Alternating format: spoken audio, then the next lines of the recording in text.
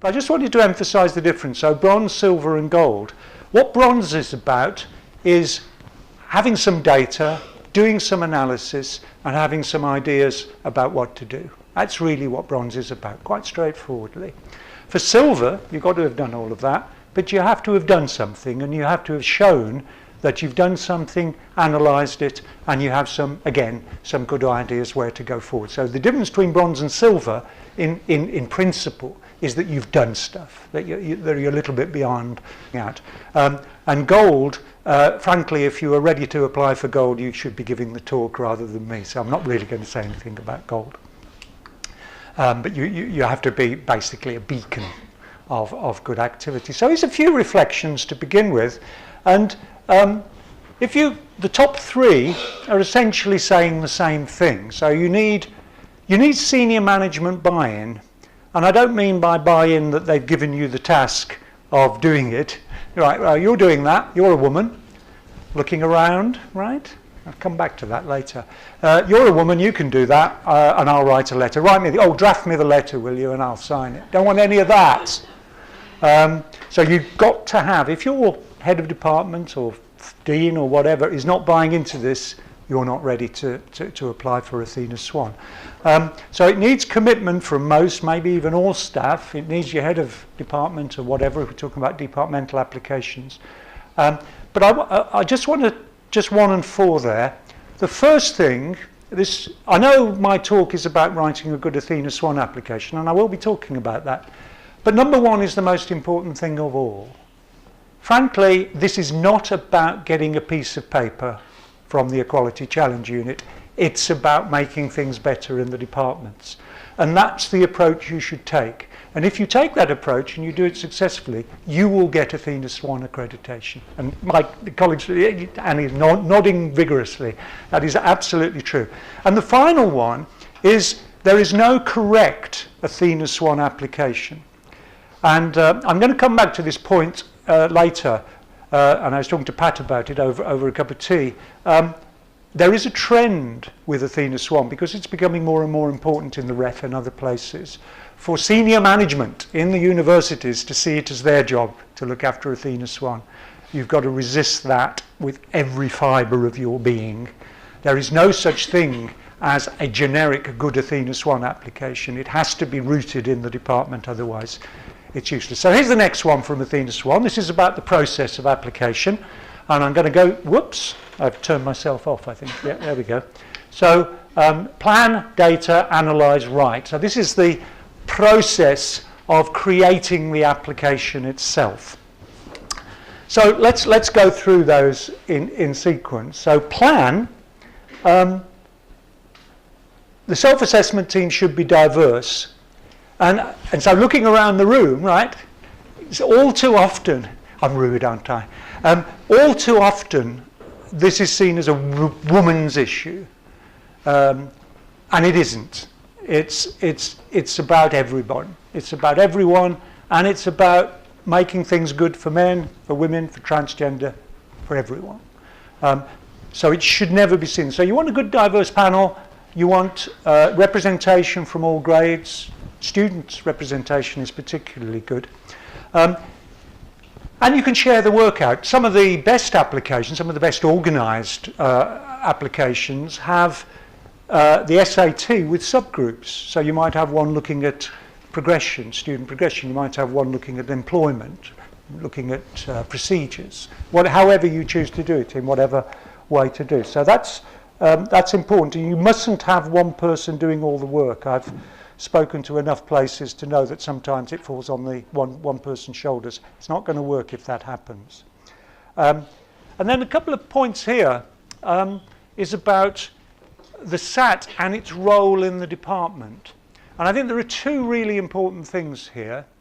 One is how it gathers its information. And you can do that in a number of ways, which I'll come back to. And the other one is how it fits into the structure of your department.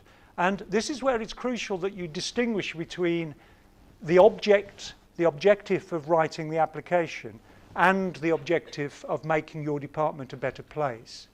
The emphasis should be always on making your department a better place. And because of that, you've got to have a way of being effective. So you need to describe how your self-assessment team kicks into the department. How do they change what your education committee is doing? How do they change what your research committee is doing? So that's there. And of course, it has to be embedded. So all members of the department should in some sense be contributing to this, whether just by providing their opinions or by doing specific things. So nothing should come as a surprise. So when your members of your department read your submission, and every member of your department should, before it goes in, they should have no surprises. Okay, data. The new Athena SWAN process, which kicked in this year, is far more data-driven than the old-fashioned ones from, say, 5 years ago when we were doing. So you do need to do some data. And identify sources of data as early as you possibly can. You've really got to be doing this way, way in advance of your application. And you want to be looking at the data, monitoring it all the time, not just for the application. You've got to have a schedule by which your self-assessment team or your quality and diversity committee, whatever you call it, that's what we call ours, that should be having an ongoing program of surveying and monitoring data and so on. It's not always easy to identify sources. I don't know whether it's just my university or not, but sometimes getting hold of data can be really, really tough. And is there anyone from an HR department in here today? Yeah. Can you cover your ears, please? HR departments are sometimes not your best friends here because they don't see it as their priority. I'm sure you do, but they don't always see it as their priority to provide data. So there's quantitative data you need. And when you present it, I'm going to say this a few times, when you present it, make sure it's presented in an intelligible form. So many applications I see, really, it's just not clear what they're showing. Always make it clear if you're referring to a cohort, which cohort or which set of cohorts. If it's a percent, you don't just say 70%, you've got to say what it's a percentage of, right? And you'd be amazed how many people don't do that. And give numbers as well as percentages, because a 50% rise isn't so impressive if it's 2 to 3, right? I was going to say 1 to 2, mathematical. And qualitative data, you can get that in a number of ways, which will be appropriate. Some people have meetings with clickers. That's quite a good way because it involves people being there, but of course they don't have to shed their anonymity by using clickers, so that's quite a good way of doing it. You do it by surveys, focus groups, but you should embed them. What you don't want to do is to give the assessor, in fact, what you don't want to do is to just be doing a survey 2 weeks before you put the application in and then just doing it there. You should really have a succession of surveys. You should have a plan by which you gather information ready for the application. And then probably the most important thing of all, except you've got to write it, I suppose, that's the next one, analysis, analyze. And so what do you want to do? Some of the worst application one gets, usually for bronze, by silver they've learned their lesson. Some of the worst applications you get are simply descriptive. So they show the data and they describe it. That really isn't good enough. You've got to be analytical, you've got to look at the data, and you've got to be self-critical. But don't analyze noise, as I've written there. Sometimes, you can go over the top. So as I say, if you're going from 2 to 3, you can't say that's a 50% rise. It's just in the noise. So don't analyze noise, but do analyze the data carefully and be self-critical. That's probably the most important thing I'm going to say.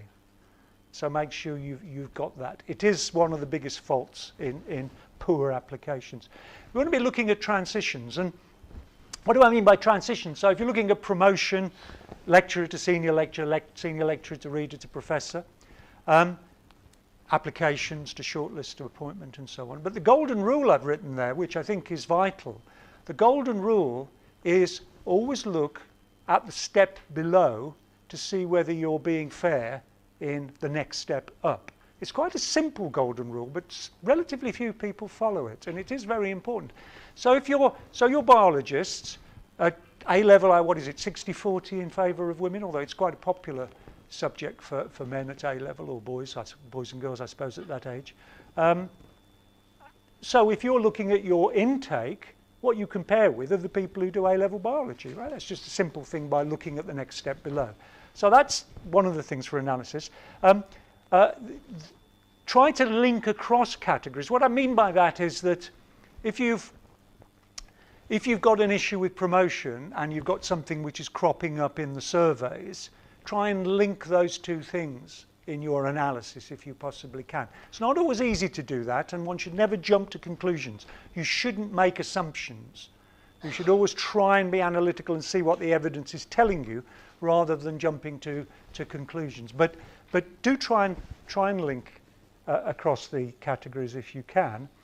And this last one, which will segue into the writing of it, is as you go along, be identifying items for your action plan which link to the analysis of the data. That's what we're looking for in an action plan. And what many people do, and I would strongly advise you to do that, is that when you come across something, so I don't know, let's say you find that there's 50% women at senior lecturer, but only 30% of the people who apply for promotion from that grade are women. That's a typical thing you might find. So if you found that, one of your action plan, one of your actions is going to be related to that. In fact, possibly several of your actions. So when you come to write it and you're doing that bit of analysis, give the reference to the action which appears in the action plan.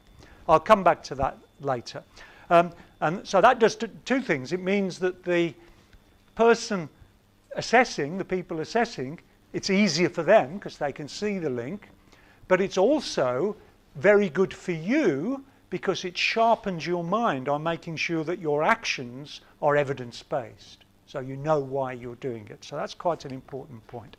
Writing it, I shouldn't have to say the first one, but my goodness, 1 in 3 of the applications are almost unreadable. Write them in good English, preferably in a clear style. Now, obviously, one person won't probably write the whole thing. They're long documents, 60, 70 pages regularly. But make sure that they're written in a common style. So sometimes it's a good idea for one person to sort of go through and do that. But please make sure it's good English.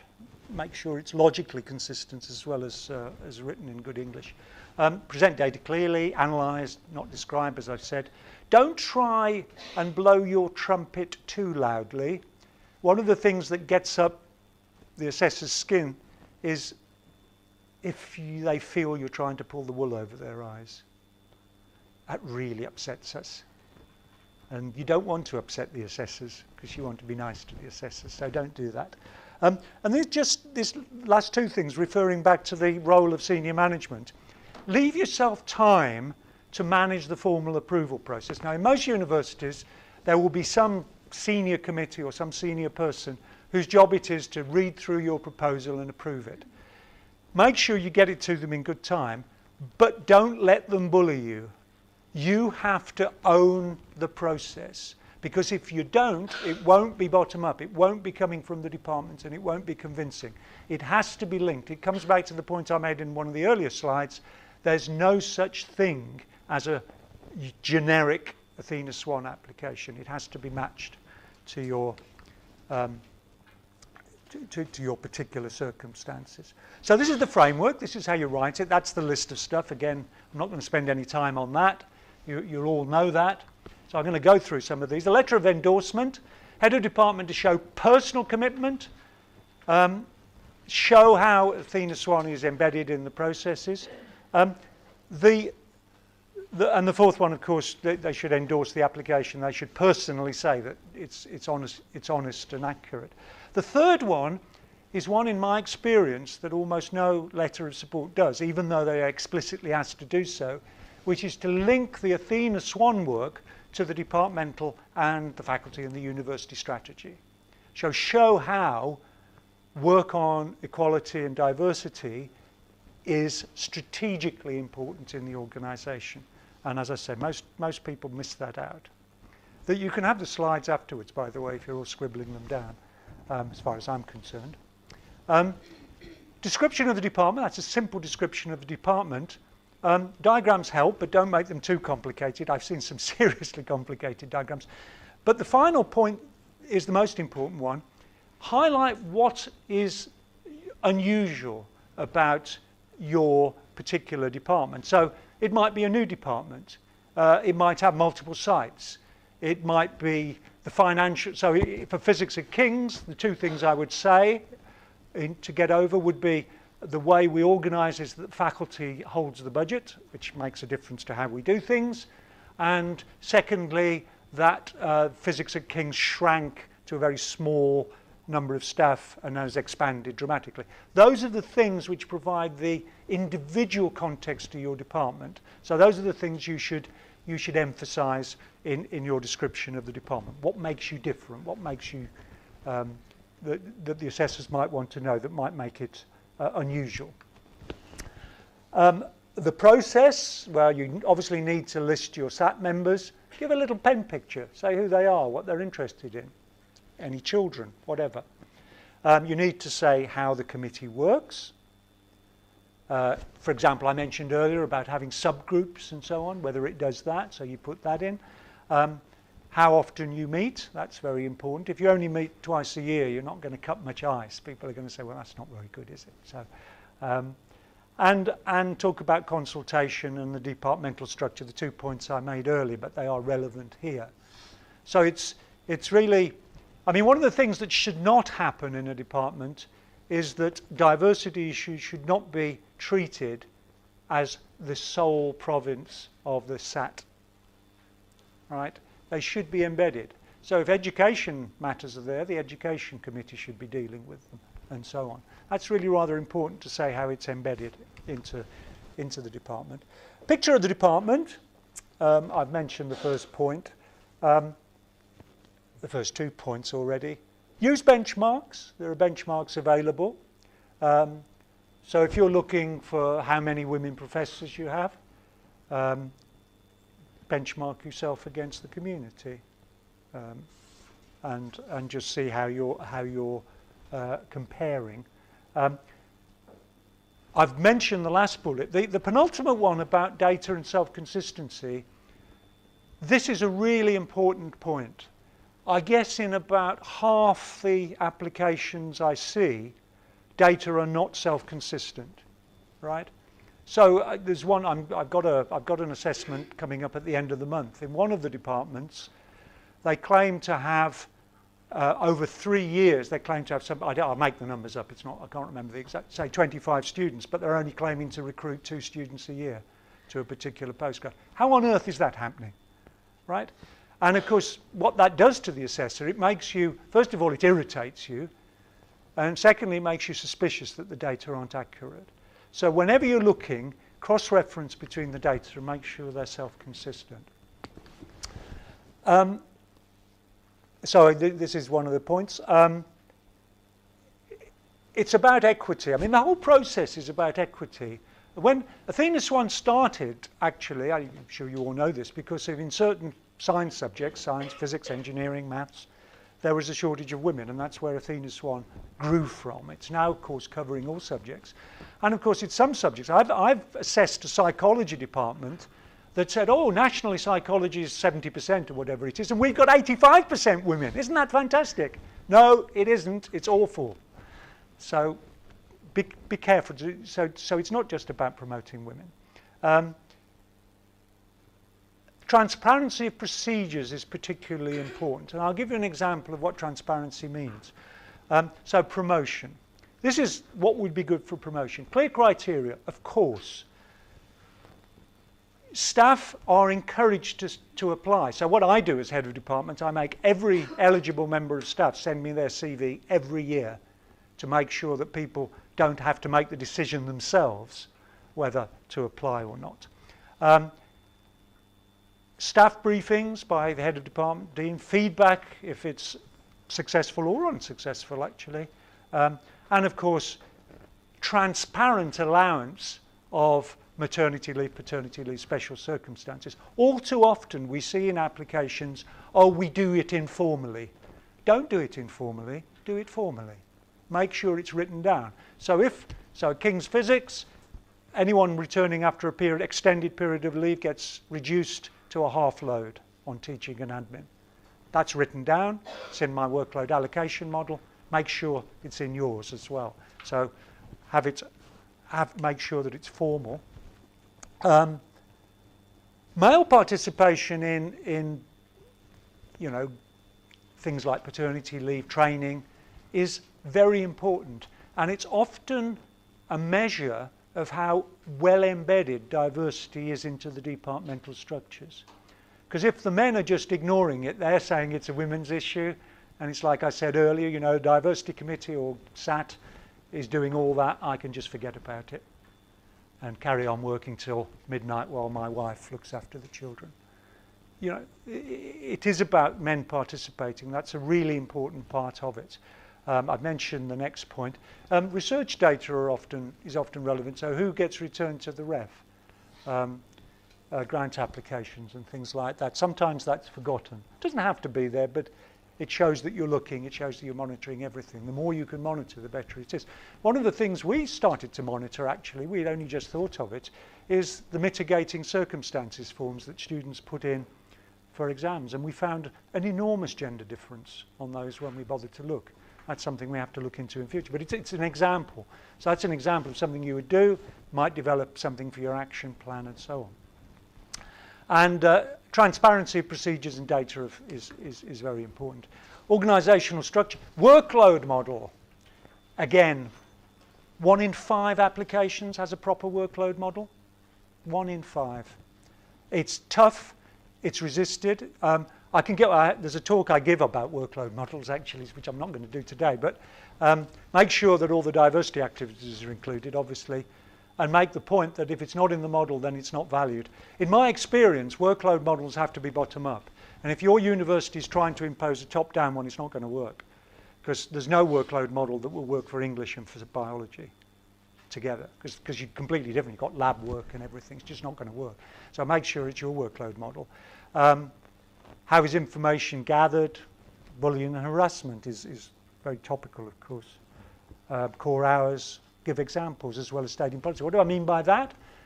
Say how many seminars occur in core hours, how many meetings take. Don't just say core hours are 10 till 4 and then just say it, because how does anyone know that anyone's taking the slightest bit of notice about that? So just give some evidence of how many of your sessions are taking place in core hours. Monitoring things like gender balance, committee membership and interview panels, seminar speak. This is interesting because it cuts both ways, as I've said. And it's often a real problem. I'm sure those of you who are academics in the room, most of you, will be aware of this. But universities these days, there must be at least one woman on every panel. The committee membership must be balanced. If you do have an unbalanced, either in whichever direction actually, often, so in physics we tend, it's only 20% girls at A level. Sometimes you get senior physics academics just completely overwhelmed by having to do interview after interview. So don't be afraid to tackle that type of thing head on. If it's an issue, it's an issue, and deal with it. Deal with it as you think best. Don't just tick boxes. As I said, it has to be a bespoke application. Case studies are only required for silver, and almost all of them we get are rubbish. And the reason they're rubbish is they're not all rubbish, but they often are, and they just describe a woman who's a successful academic. Well, I know women can be successful academics, of course they can. So what you're trying to do in your case studies is to illustrate how the type of things you've been doing, remember this is silver, the type of things you've been doing have impacted upon a particular individual who could be a male or could be female. So how your reduced workload after maternity leave or something, or something like that, whatever you happen to have. Evidence. So this is a slide, as I say, from the ECU. Don't keep doing that. And it says what good applications are. And all of those things I've already told you. Okay? So there should be no secrets there. But notice this thing about a smart action plan. And I'm just going to finish and segue into the workshop you're going to do on action plans. Because action plans really are at the heart of what the Athena SWAN process is about. And they're often not terribly good. So they have to be smart, particularly the criteria for success. I'm going to give you some examples. So SMART stands, well, actually the letters can be different. If you Google SMART, it gives you all sorts of different ones. But these are mine anyway. Specific refers to a particular issue you've identified from your analysis. So you'd be amazed how often the action plans don't do that. Somebody says, I know we'll have a seminar series with only women speakers. Not a bad idea in itself, but what's that got to do with anything? What problem are you trying to solve with that? So I'm not saying don't do it, but you know, it's not really what you want in an action plan. Measurable, even qualitatively is fine, but typically unmeasurable. Senior management team has better awareness of something. Well, what are you going to do? Give them a psychological test? Give your vice chancellor a psychological test? I doubt it. So make sure it's measurable. Achievable. Don't promise the moon or even the Earth, when you can, maybe a minor asteroid will be appropriate. But make sure it's achievable. Relevant, should relate to the specific issue. All too often, actually, even when you've identified an issue, it's not clear that the action's related to it. And then time-bound, milestones. And of course, you also need to make clear whose responsibility it is to do it. So this is what you do. This is what an action plan is. So you'll get a grid. State the action clearly, what it is. What is it you're planning to do? State that. State why you think it's necessary. So, and I'm going to give you some examples, some bad examples actually in a minute, before the thing comes up over there. I'm watching. Say why you think this action is relevant to the issue and is likely to make a difference. In other words, give a rationale. So don't just say, we're going to do this because of that. We're going to do this because of that, because this is the reason we think that that will impact upon that particular problem. It's not always easy to do that, but it really sharpens your mind to try to do it. So action is analysis. Why? Then why do you think the two are linked? Who's responsible? Time scale. And the success criteria should link to the original problem. And I'll show you some examples of that. So this is a lousy one. This was off a real Athena SWAN application. So the action was to increase the number of grant applications by women in the department. That's fine. Okay. But the rationale was to support required for academic members of staff. Well, you can read it. That's completely hopeless, right? It's just a statement. It's not linking to any evidence at all. The dates, implausible. You could never do anything like that in a year. It would take several years to make a difference to the grant application, because the grant application process itself takes many, many months. And success criteria, okay, an increase. Well, of course, you would want an increase if there was a problem, but it's non-specific. So does 1% count? Is it 100%? What is it? So what would that look like in good practice? Good practice, action. Identify the reasons why women make fewer grant applications and increase that number made by women. So that's the action. That's specific. Okay, not so different from the first one. Rationale, though, is completely different. The data show that women submit 40%, and from the surveys, it's because they're overworked in teaching or admin. That's rationale. That's nailed on. Dates, you've got some milestones, and the success criteria, parity with men, which is very, very specific, very measurable, and clear. Criteria for success is often the area where people do really badly. Even good applications usually have 50% of the criteria for success, not very good. So it is hard to do. Here are some bad examples, and I will go through each one. So altered wording in all adverts coming from the department.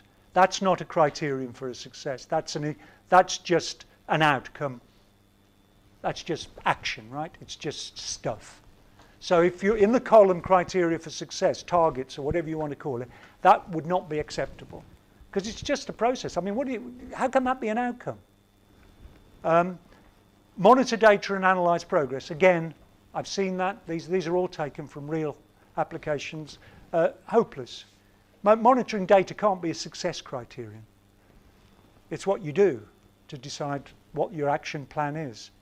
The third one, a little better, but too vague. By what? By when? So be very specific on that. And the last one is the one I just referred to. Senior management more aware of equality and diversity recommendations. Like that was on one that I was looking at recently. It's just unmeasurable, right? It really is unmeasurable. So it's try not to put in things like that. This is Athena SWAN. So this is their common reasons for being unsuccessful. And if you look, so this is what they say, and it links very closely to what I've just been telling you, right? It really, poor action plan that isn't smart, senior management buy-in, descriptive rather than analytical. If I haven't got that message over, you've not been listening. And the 2 points about the action plan there. Those are the common reasons. So this is on a plate for you. You just look at those and avoid them. What could be easier? Thank you very much. I have time to answer a few questions. Yes, Peter unfortunately can't join us on the panel discussion. He is available at lunchtime, but we have got time for a few quick questions. So there. Specific when you mentioned that you get every staff member to send their CV every year. Is that every single staff member? Those eligible for promotion. Right. So the argument is that the theory, if you like, behind it is that there's been research to show that women are more reluctant to sell themselves in, say how good they are, whereas the men put themselves in even when they're not good enough.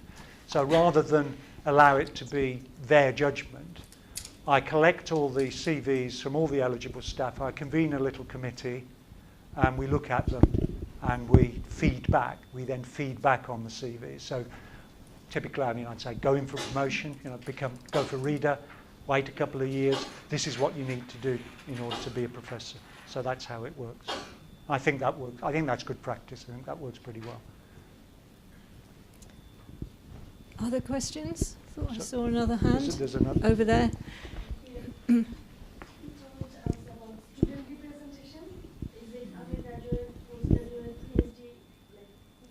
We have all three. Sorry, could you just repeat the question? Yeah, the question was on student representation and whether it's undergraduate, whatever. We have undergraduate, postgraduate. We don't have many MSc students, so we don't have one of them. Undergraduate, postgraduate, we have postdocs as well. And we have all the others. So be as it will depend on the department, right? But be as representative as you can within the department. Everyone has a different perspective, and the more perspectives you can get, the better it will be.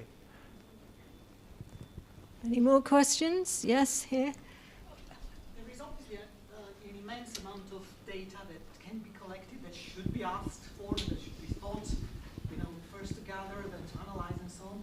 How do you practically manage that if the process is by academics, which are very busy anyway, and they're not, are they given extra time? Are they given allowances? How do you practically manage that? Are you picking up the questions over there?